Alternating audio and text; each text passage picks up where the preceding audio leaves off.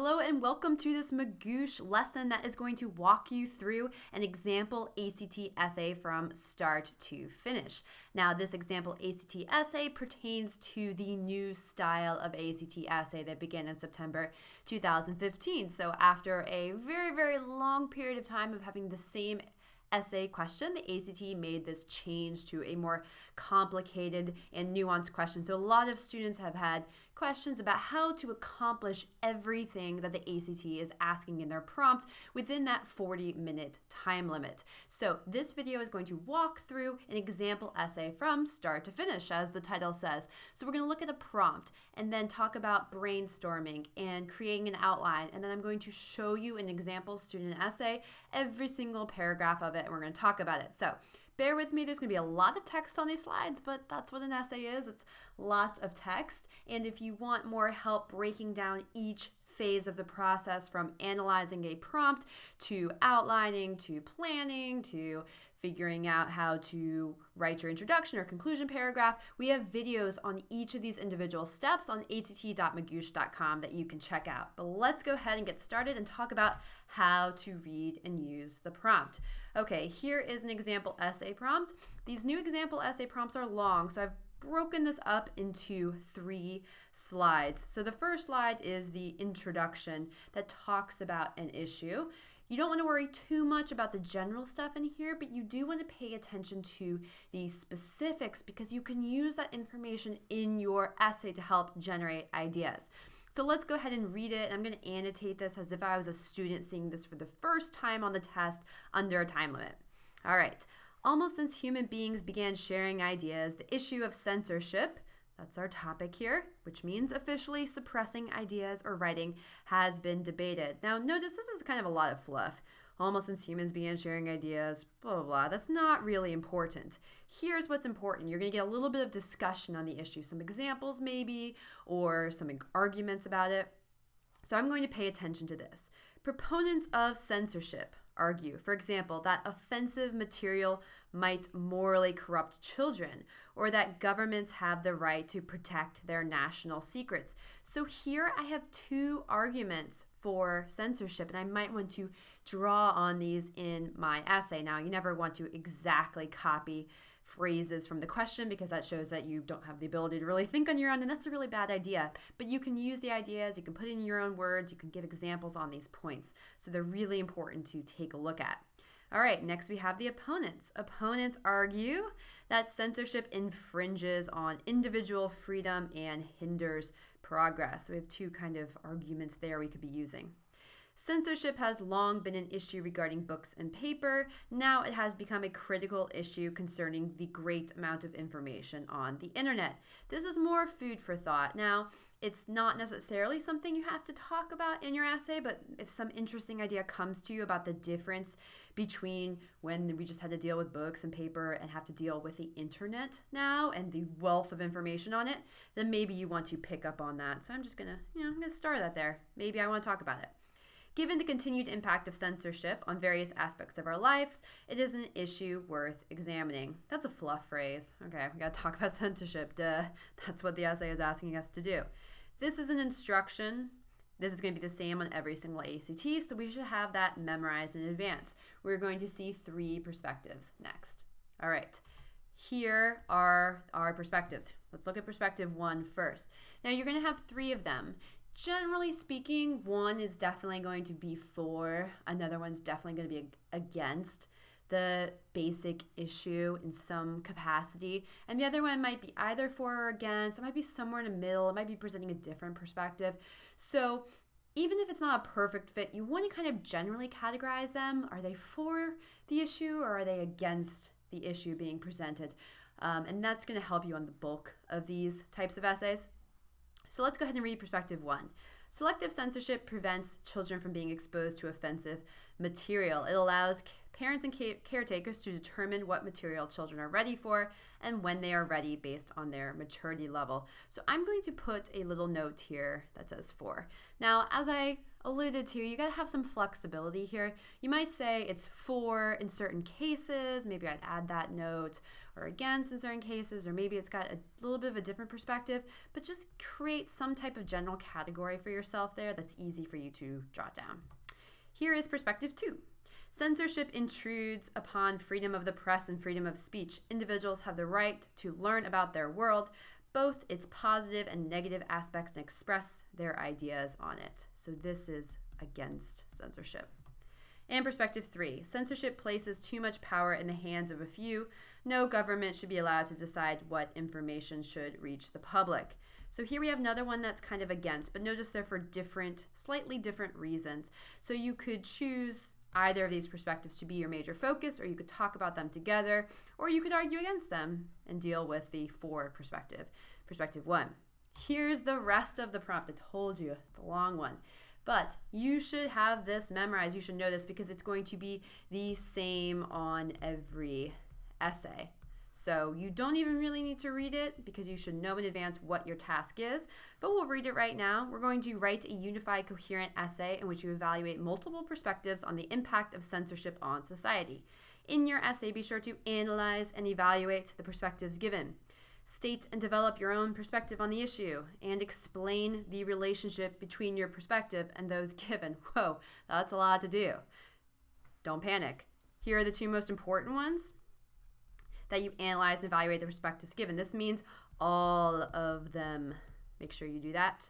Oops, forgot my H. All of them. And this is by far the most important. I'm going to put a little star there by my arrow. I'm going to draw another arrow there because 2 is so important, that you state and develop your own perspective on the issue. This should be your focus for your thesis statement. This is your thesis. It's so important. The worst thing you can do, and actually the most common trap that students fall into with this new essay prompt, is they end up sounding wishy-washy. They just say things in their thesis statement like, there's lots of reasons why people argue for or against censorship, and they evaluate all the prompts and they talk about them, but they don't have a clear argument themselves. So they've missed this part too, and then they don't get a good score at all. So that is the most important. Make that part of your thesis. 3, that's not really that important. It should happen naturally as you write your essay, so don't worry too much about that 3rd one. All right, so there is our prompt. Now, after we've taken some time to read the prompt, we need to, oops, I forgot the rest of the prompt there. Again, something for you to memorize. Your perspective may be in full agreement with any of the others, in partial agreement, or wholly different. Be careful of this part because it's really easy to get off track if you take that perspective. So in our sample essay, we're going to be in full agreement with one of the prompts. Whatever the case, support your ideas with logical reasoning and detailed, persuasive examples. This is going to be really important, and this is what I'm going to start doing first, is brainstorming examples. All right, next, we're going to brainstorm. Now, what I suggest you do is you jot down some ideas for and against each perspective. Okay, so our first one was about it's good for censorship, it shelters children. Our second one was about how censorship intrudes on freedoms. And the third perspective was about how it gives too much power to a few. So I'm going to jot that down, to a few. Okay. Now what I want to do is I want to brainstorm for and against. What would people who agree with this argue with? You could maybe call this also agree and disagree. That's another way of putting it. Whatever works for you. The reason I want to look at both sides is because at this point, I don't necessarily want to jump on my first instincts because I want to argue for whichever perspective I have the most persuasive support for, even if it's not the one I instinctively agree with. And another reason to look at both sides is because if you come up with an argument that's against the one you want to argue, you can have a rebuttal to it. You can argue against it and can support your argument. It shows that you can anticipate what the other people are thinking.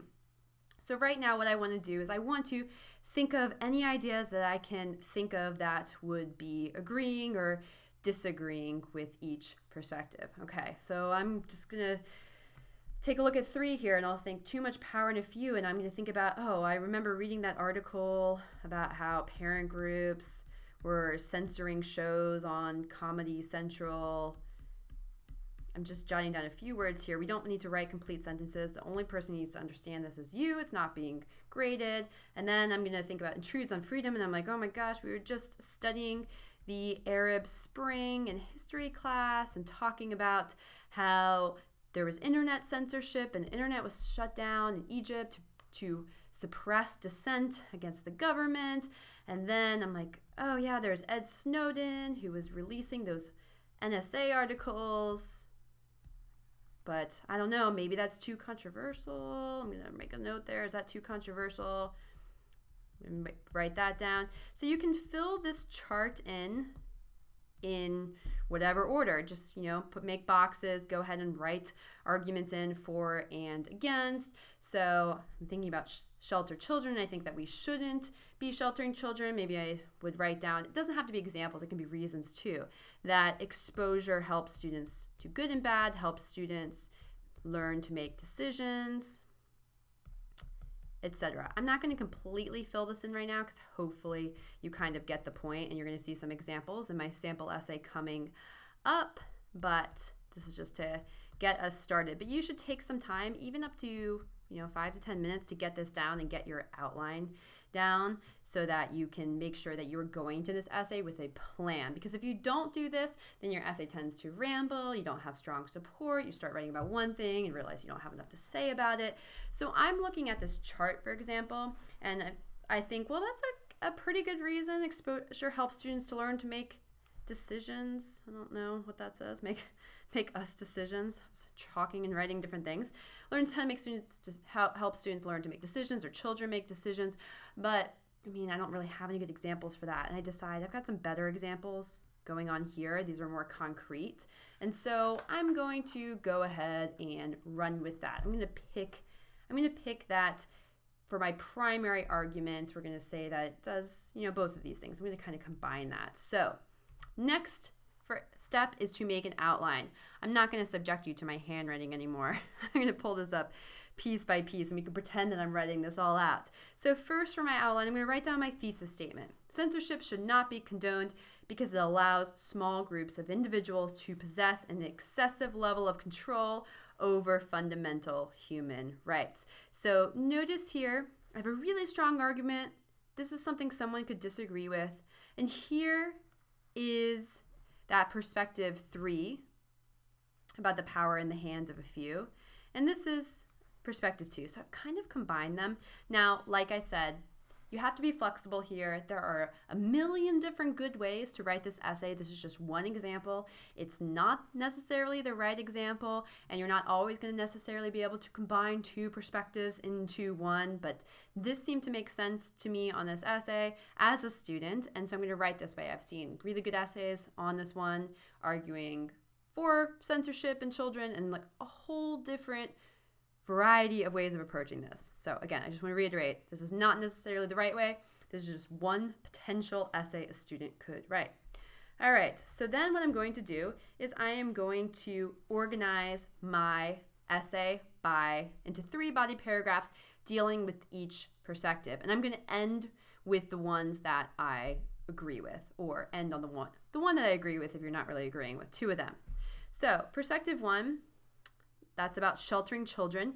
So my argument there is going to be that it's true that children should not be exposed to everything, but there are ways to regulate without outright censorship. So this is going to be coming from my brainstorming chart. So we're going to pretend I totally filled that in.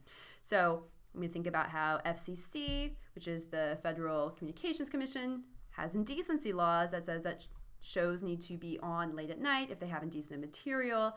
And think about my TV remote, how there's parental controls on there. So there's other ways to shelter children without outright censorship. So I'm going to dismiss that perspective. That's my evaluation of that perspective. Now, you don't have to talk about the perspectives in order. Next, I'm going to move on to perspective 3, powers in the hands of a few. So I decided that this is going to be the best order for me to discuss things in so I can end on my strongest arguments. That's really important.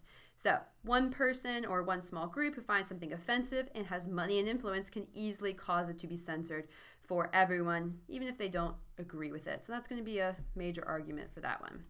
All right, so here's an example here. Parent groups that censor books at school, or object to a TV show. I have my Comedy Central example there. And as I write, when I get to my sample paragraphs here, you're going to see I have some other examples because examples might occur to you as you write. And that's okay. You can add them in there. But if you have this framework first, you're not going to be just all over the place and thinking, oh yeah, and also there's this. It's going to be very organized. So we want to be clearly organized first, and then as ideas come to us as we're writing, we can put them in there where they fit.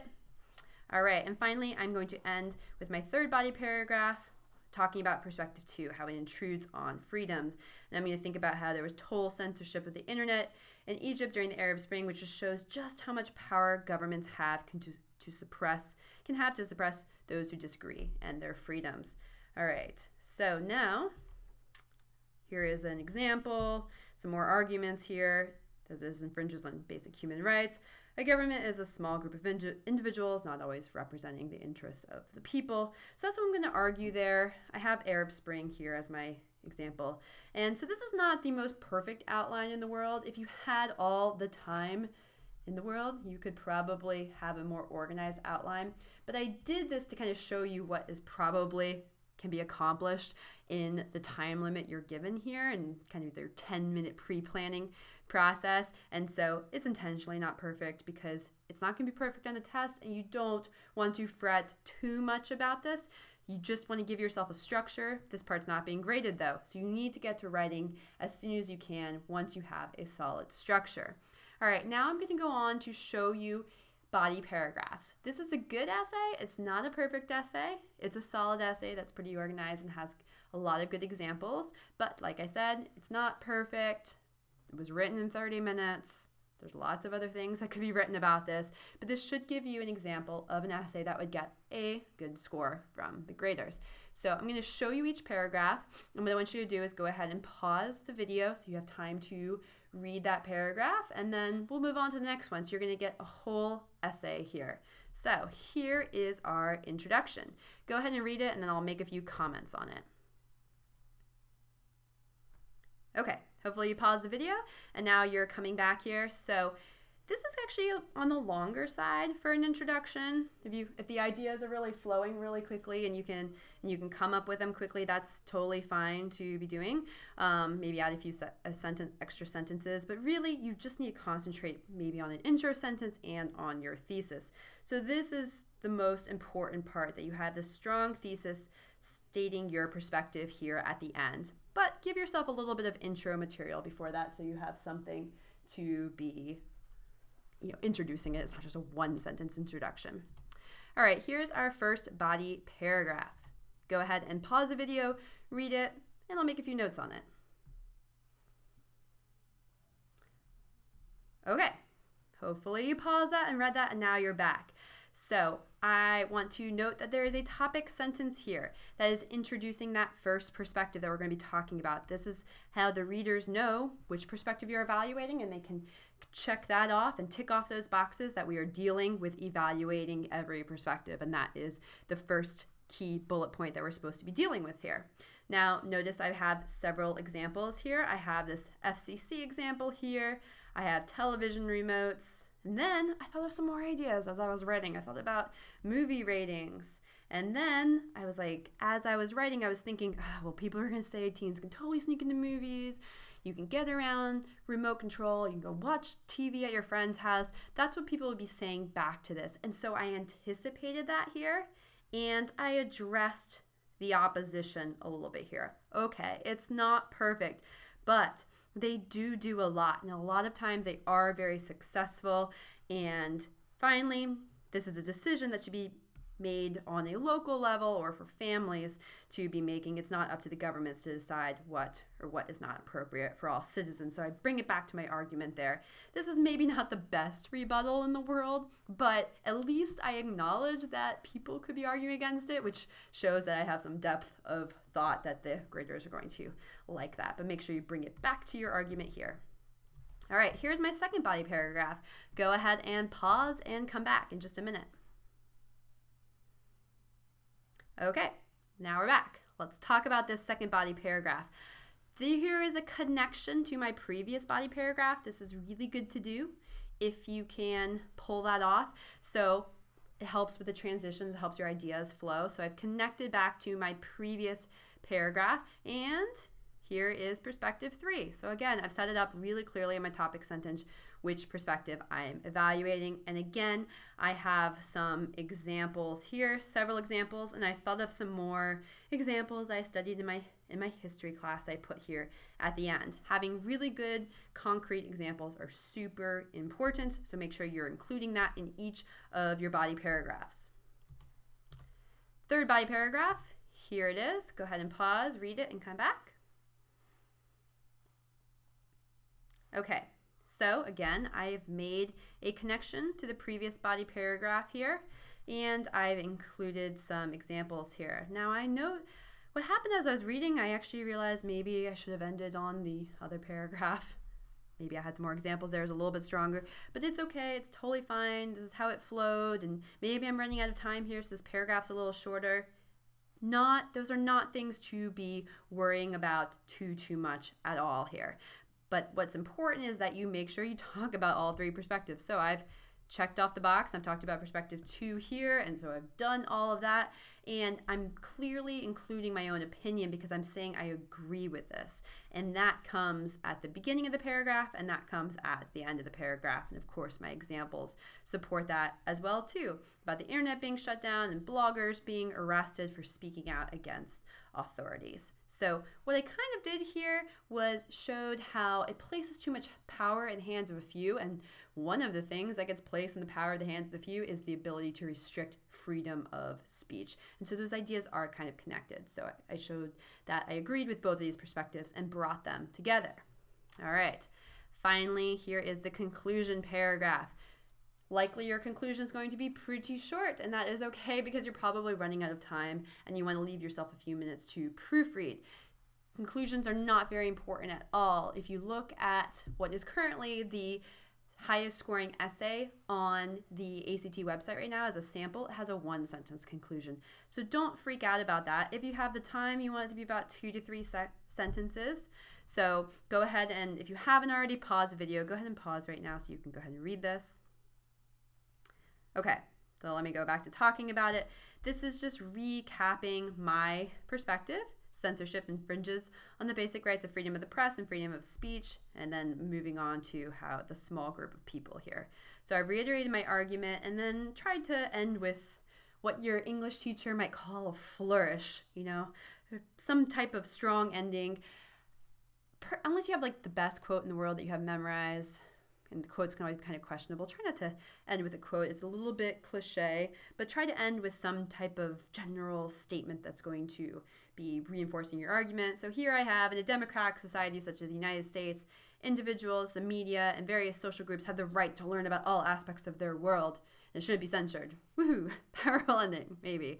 Anyway, it's a really quick essay. You're not going to be judged for all of your faults. So this essay is not perfect, but it's organized. It has a clear perspective, a strong thesis, and lots of examples. And that is pretty much what the ACT readers are looking for, in addition to overall good grammar and usage. You won't be faulted for very small errors, but if you have a lot of patterns of errors, then you might be. So there are several categories the graders are going to be grading you on. There's a rubric on the ACT website. We have videos on act.magoosh.com that talk about how the essay is scored and how to improve your score. And again, like I mentioned at the beginning, all aspects of writing the essay. This is meant to be a synthesis and give you an example. So hopefully it is helpful to you.